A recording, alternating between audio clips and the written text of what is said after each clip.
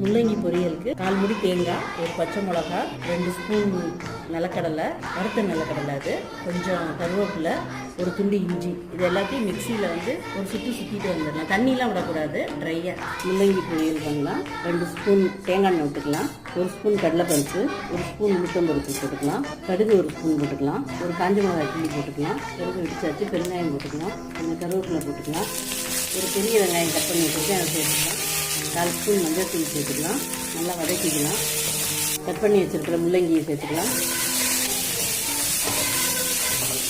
தேவையான அளவு உப்பு சேர்த்துக்கலாம், கொஞ்சமாக தண்ணி சேர்த்துக்கலாம், மூடி போட்டு மூடி வச்சிடலாம்.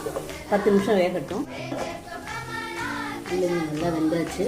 இப்போ நம்ம மிக்சியில் பவுடர் பண்ணதை போட்டுக்கலாம். எல்லாத்துல மல்லியை தூவிக்கலாம். சூப்பராக முள்ளங்கி பொரியல் ரெடி ஆயிடுச்சு.